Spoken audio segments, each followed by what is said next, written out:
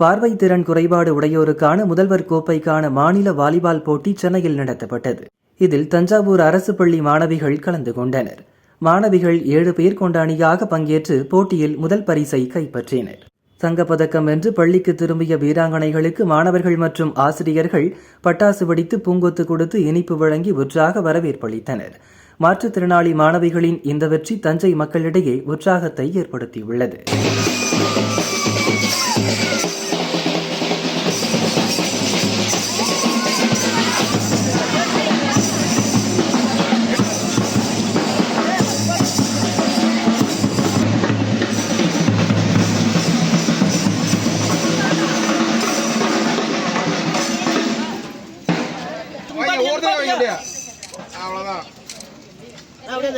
அந்த இருக்கு காம்பவுண்ட் நம்ம போர்டு அது வந்தோன்னு எடுத்தாச்சு தான்.